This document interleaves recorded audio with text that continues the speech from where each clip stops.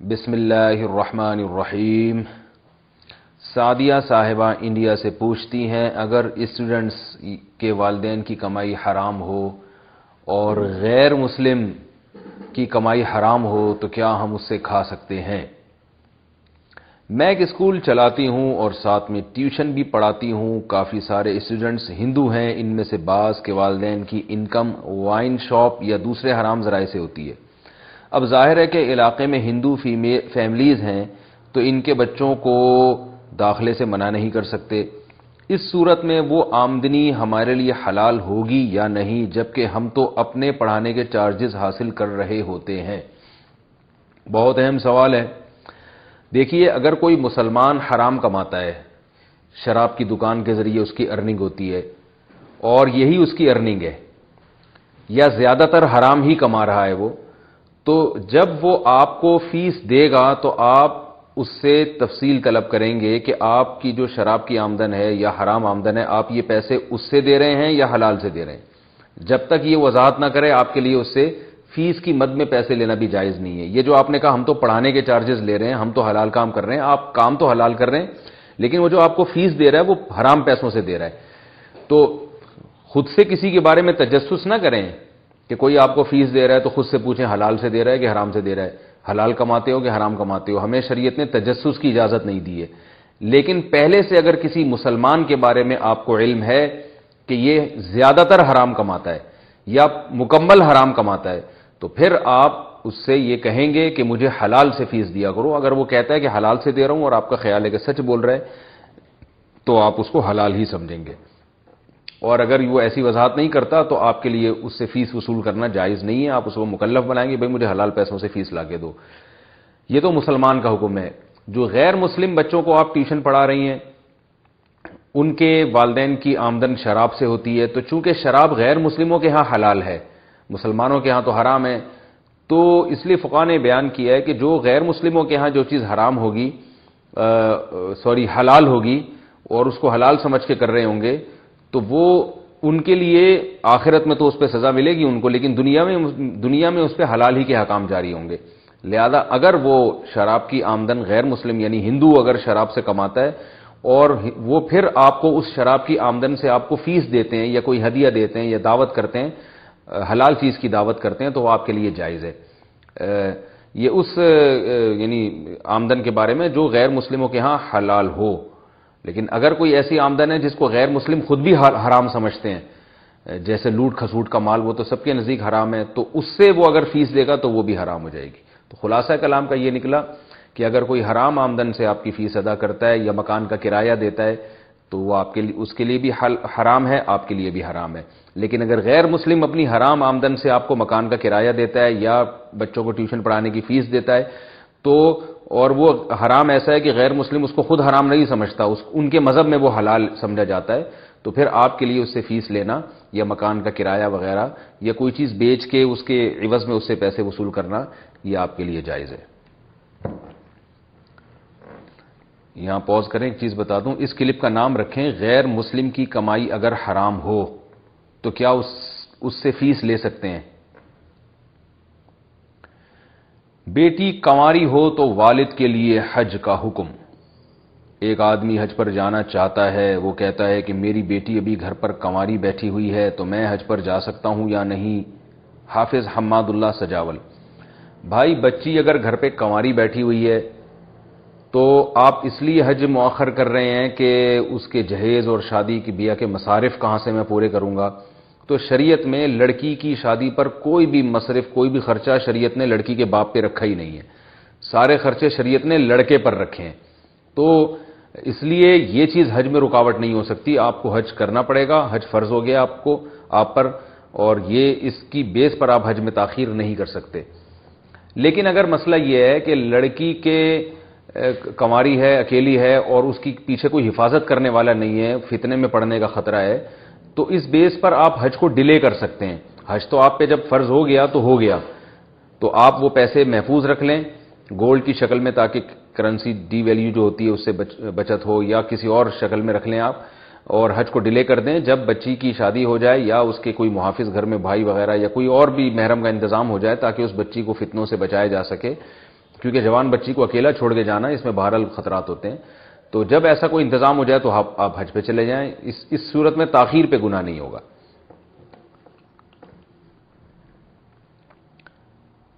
Click پہ earning, YouTube کے اشتہارات پہ جو کلک کر کے ارننگ ہوتی ہے اس سے کمائی کا حکم. ایک کمپنی ہے کلک پے ارن، اس میں اگر ہم 5,000 روپے انویسٹ کرتے ہیں تو وہ 3 مہینے میں 18,000 روپے دیتے ہیں، اور اس کے لیے ہمیں دن کے 40 اشتہارات دیکھنے ہوتے ہیں، اور اگر ہم 10,000 انویسٹ کریں گے تو 80 اشتہارات دیکھنے ہوں گے. یہ اشتہار زیادہ تر ٹک ٹاک یا مولانا طارق جمیل صاحب وغیرہ کے ہوتے ہیں. نیز اس میں وہ ہمارے پیسے آگے اسٹاک ایکسچینج میں لگاتے ہیں. تو کیا اس طرح سے آمدن جائز ہے یا نہیں؟ محمد نعمان ملتان سے پوچھتے ہیں. بھائی اس طرح سے آمدن جائز نہیں ہے، کیونکہ یہ گوگل کے لا کے خلاف ہے. یہ مصنوعی کلک ہے، اشتہارات پہ کسی بندے کو بٹھا دیا جائے اور کلک کرتے رہو. تو یہ ایک قسم کا دھوکہ ہے. اس کی ڈیٹیل میں انشاءاللہ پھر تفصیل سے کسی وقت میں بتاؤں گا. یہ طریقہ بہرحال ٹھیک نہیں ہے. کالر والی قمیض پہننا کیسا ہے؟ کیا 2 پیس کالر والی قمیض پہننا جائز ہے یا اسے پہننے سے کوئی گناہ ہوگا؟ احمد حسن کراچی. جائز ہے، کالر والی قمیض یا 2 پیس سوٹ پہننا بھی جائز ہے، کوئی حرج نہیں ہے. بہتر ہے کہ آپ شلوار قمیض پہنیں جو اپنا قومی لباس ہے، اور مسلمانوں کا لباس ہمیشہ سے ڈھیلا ڈھالا رہا ہے، تو بہتر یہی ہے کہ اپنے لباس کو ترجیح دینی چاہیے. لیکن بہرحال یہ بھی جائز ہے، اور قمیض اگر کالر والی ہو تو وہ تو ویسے ہی جائز ہے. بالٹی میں ناپاک کپڑا کیسے دھوئیں؟ نجم صاحب لندن سے پوچھتے ہیں، اگر کپڑے ناپاک ہوں اور انہیں بالٹی میں ڈال کر پانی کھلا چھوڑ دیا جائے اور پانی بھر کر بہنے لگ جائے تو کیا اس سے کپڑے پاک ہو جائیں گے؟ نیز پاک کپڑا اگر خشک ہو اور وہ بدن یا کپڑے پر لگ جائے تو کیا حکم ہے؟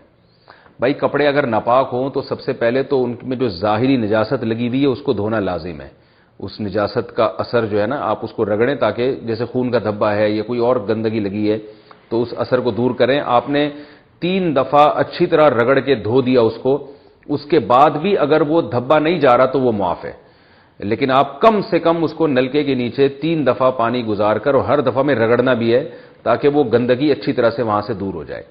تو یہ کام ضروری ہے. اور اگر اس پہ گندگی لگی بھی نہیں ہے، جیسے پیشاب ہے، اس کا کوئی دھبا وبا نہیں ہے، تو پھر اصل حکم شریعت کا یہی ہے کہ اس میں نلکے کے نیچے اس میں کم از کم 3 دفعہ اتنا پانی بہا دیا جائے اور رگڑا بھی جائے تاکہ گندگی اس سے دور ہو جائے، کہ اتنا پانی بہا دیا جائے کہ آپ کو غالب گمان ہو جائے کہ نجاست اس سے دور ہو چکی ہوگی. یعنی نلکے کے نیچے جب آپ بہتا ہوا پانی ہوتا ہے نا، تو جتنی دیر میں 3 دفعہ پانی بہانے میں جتنا پانی خرچ ہوتا ہے، یعنی 3 دفعہ کسی برتن میں اس کو ڈبوئیں گے آپ اس کپڑے کو تو پانی میں ڈوب جائے وہ برتن، تو اتنا پانی نلکے کے نیچے بہہ جائے وہ. تو یہ طریقہ ہے پاک کرنے کا. اور یہ بھی ٹھیک ہے کہ اگر اس پہ نشان وغیرہ ختم ہو گیا، بدبو ختم ہو گئی، تو آپ بالٹی میں رکھیں اور اس کو جو ہے نا بالٹی کھول دیں. جو پانی جب بہنا شروع ہوگا تو کپڑا پاک ہو جائے گا. لیکن یہ اس صورت میں پاک ہوگا کہ کپڑے پر گندگی کا کوئی اثر نظر نہ آئے. مثلا کپڑے پر پیشاب لگ گیا، آپ نے کپڑا بالٹی میں ڈالا اور نلکا کھول دیا اور پانی بہنا شروع ہو گیا، تو جب اتنا پانی بہ جائے جتنی دیر میں 3 دفعہ کپڑے کو پانی میں ڈبونے سے جو پانی بہتا ہے، اتنا پانی بہ جائے، جو 2-4 منٹ میں 1 منٹ میں بھی انشاءاللہ بہ جائے گا، تو وہ کپڑا پاک سمجھا جائے گا. لیکن اگر اس میں بدبو آ رہی ہے یا نجاست کا اثر نظر آ رہا ہے تو پھر پاک نہیں ہوگا. اور یہ جو یہ مسئلہ ہو گیا پیچیدہ، تو آپ کو میں آسان انداز میں، کیونکہ اس میں لوگ وہمی بن جاتے ہیں، آسان انداز میں آپ کو کپڑا پاک کرنے کا طریقہ بتا دیتا ہوں. کہیں بھی کپڑے پہ کوئی نجاست لگی ہے، کوئی ایسی نجاست لگی ہے جس کا کوئی جسم ہے، تو آپ نلکے کے نیچے رکھ کے اس کو رگڑ کے دور کریں اس کو، گندگی کو، اور پھر احتیاطاً آخر میں ایک ٹب یا بالٹی میں وہ سارے کپڑے ڈال دیں. جب پانی بہنا شروع ہو جائے گا، تھوڑی سی دیر بھی پانی بہنے دیں گے تو وہ سارے کپڑے پاک ہو جائیں گے. اور دوسرا مسئلہ جو آپ نے پوچھا ہے، ناپاک کپڑا اگر خشک ہو اور بدن یا کپڑے پر لگ جائے تو کیا ہوگا؟ کچھ بھی نہیں ہوگا. اگر ناپاک کپڑا خشک ہے نا، تو چونکہ بدن پہ لگنے سے وہ نجاست وہاں منتقل نہیں ہوتی، اس لیے بدن ناپاک نہیں ہوگا. لیکن اگر وہ ٹرانسفر ہو رہی ہے وہاں پہ، اس کی بو یا اثر نظر آ رہا ہے، تو پھر وہ جسم بھی ناپاک ہو جائے گا. سود پر خریدی گئی گاڑی سے کمائی کا حکم. میں نے ایک گاڑی قسطوں پر خریدی، قسطوں کا بیاج دینا پڑتا ہے، تو اس گاڑی سے کمائی کا کیا حکم ہے؟ نیز گاڑی قسطوں سے فری ہو جانے کے بعد اس کی کمائی کا کیا حکم ہے؟ ساقون خان راجستھان سے.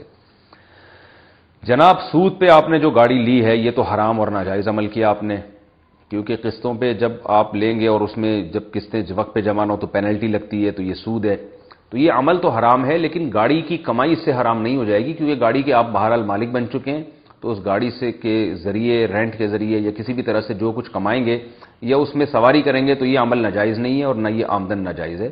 یہ دونوں چیزیں جائز ہیں، لیکن اس سودی ایگریمنٹ کا بہرحال آپ کو گناہ ملے گا، جس سے توبہ استغفار ضروری ہے. سفر میں قصر کے بجائے پوری نماز پڑھ لی تو کیا حکم ہے؟ محمد شعیب انصاری انڈیا سے، سفر میں عصر کی نماز 2 رکعت کے بجائے 4 رکعت پڑھا دی جائے تو وہ نماز درست ہوگی یا نہیں؟ کیا اسے دوبارہ دہرانا ہوگا؟ جی ہاں جناب، کیونکہ رسول اللہ صلی اللہ علیہ وسلم نے فرمایا صدقۃ تصدق اللہ بہا علیکم، یہ اللہ کی طرف سے صدقہ ہے کہ اس نے جو سفر میں ہمیں نماز آدھا کر دی تو اللہ کے صدقے کو قبول کرو. تو جب بھی کوئی بڑا گفٹ کرتا ہے آپ اس گفٹ کو قبول نہ کرو تو یہ ایک نوعیت کا تکبر ہے. تو جب اللہ نے سفر میں 2 رکعتیں معاف کر دی ہیں تو یہ صدقہ ہے، اور فقہا کہتے ہیں یہ ایسا صدقہ ہے جس میں آپ کی قبولیت پر موقوف نہیں ہے. کیونکہ آپ نے کسی کا قرض دینا ہو 1 لاکھ روپے مثلا، تو وہ کہتے کہ میں نے معاف کر دیا، تو وہ خود بخود معاف ہو جاتا ہے، ساقط ہو جاتا ہے، اس میں آپ کی قبولیت پر موقوف نہیں ہے. تو 4 رکعتیں تھیں، اللہ نے 2 اس میں سے معاف کر دیں، تو اب یہ آپ قبول کریں نہ کریں یہ اللہ کی طرف سے معاف ہو گئی ہیں. تو جب معاف ہو گئی ہیں تو اب وہ نماز ہی 2 رکعت ہو گئی ہے. تو جب اس میں آپ تیسری اضافی پڑھیں گے تو یہ ایک 2 رکعت پہ زیادتی ہوگی. تو فرض نماز میں ایسی اضافہ جائز نہیں ہے. اور احادیث سے ہمیں رسول اللہ صلی اللہ علیہ وسلم کے اپنے عمل سے ہمارے پاس کوئی ایسی صحیح حدیث بھی نہیں ہے کہ جس سے ہمیں پتہ چلتا ہو کہ آپ صلی اللہ علیہ وسلم نے سفر میں پوری نماز پڑھی ہو.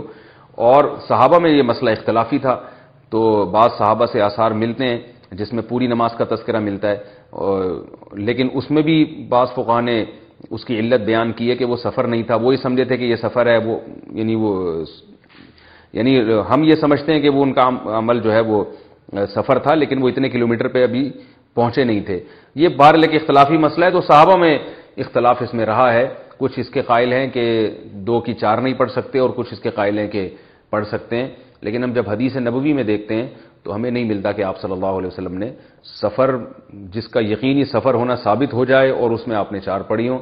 اور یہی امام ابو حنیفہ رحمہ اللہ تعالیٰ کا مذہب ہے، اور حدیث سے اسی کی تائید ہوتی ہے، کیونکہ صدقۃ تصدق اللہ بہا علیکم صحیح حدیث ہے کہ اللہ کی طرف سے صدقہ ہے، یہ اللہ نے تم پر صدقہ کر دی ہے.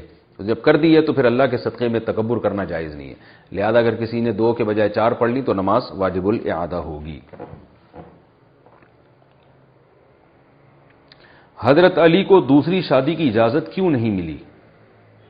بنت مسلم کراچی سے، مفتی صاحب جو تیسری اور چوتھی شادی کی ترغیب دیتے ہیں، مجھ سے کسی نے کہا کہ جب حضرت علی رضی اللہ عنہ نے حضور صلی اللہ علیہ وسلم کی زندگی میں دوسری شادی کرنا چاہی تو آپ صلی اللہ علیہ وسلم ان سے ناراض ہو گئے تھے اور ان کو اجازت نہیں دی تھی. اس طرح جب حضرت خدیجہ حیات تھیں تو آپ صلی اللہ علیہ وسلم نے دوسری شادی نہیں کی. اس بارے میں کوئی تفصیلی جواب دے دیں تاکہ لوگوں کو بتایا جا سکے.